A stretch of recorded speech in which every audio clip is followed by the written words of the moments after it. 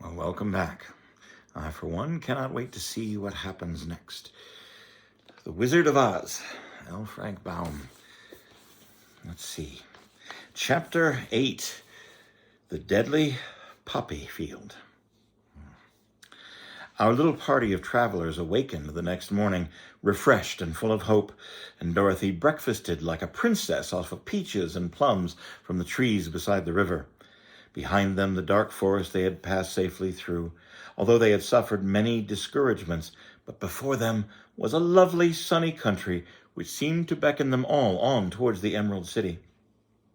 To be sure, the broad river had cut them off from this beautiful land, but the raft was nearly done, and after the Tin Woodman had cut a few more logs and fastened them together with wooden pins, they were ready to start. Dorothy sat down in the middle of the raft and held Toto in her arms. When the Cowardly Lion stepped upon the raft, it tipped very badly, for he was big and heavy. But the Scarecrow and the Tin Woodman stood on the other end to steady it, and they had long poles in their hands to push the raft through the water. They got along quite well at first, but when they reached the middle of the river, the swift current swept the raft down the stream, further and further away from the road of yellow brick, and the water grew so deep that the long poles could not reach the bottom. "This is bad," said the Tin Woodman, "for if we cannot get to the land, we shall be carried into the country of the Wicked Witch of the West, and she will enchant us and make us her slaves." "And then I should get no brains," said the Scarecrow. "And I should get no courage," said the Cowardly Lion. "And I should get no heart," said the Tin Woodman. "And I should never get back to Kansas," said Dorothy. "We must certainly get to the Emerald City if we can," the Scarecrow continued, and he pushed so hard on his long pole that it stuck fast in the mud.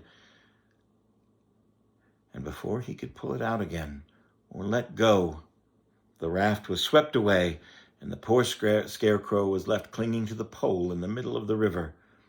"Goodbye," he called after them, for they were very sorry to leave him. Indeed, the Tin Woodman began to cry, but fortunately remembered that he might rust, and so he dried his tears on Dorothy's apron.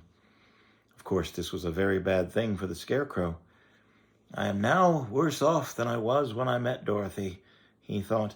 "I was stuck in a pole on a cornfield where I could make believe scare at the crows, at any rate, but surely there is no use for a Scarecrow in the middle of a river. I am afraid that I shall never have any brains at all." Down the stream the raft floated, and the poor Scarecrow was left behind. And then the Lion said, "Something must be done to save us. I think I can swim to the shore and pull the raft after me, if you will only hold fast to the tip of my tail." So he sprang into the water, and the Tin Woodman caught fast hold of his tail, and the Lion began to swim with all of his might towards the shore. It was hard work, even though he was so big.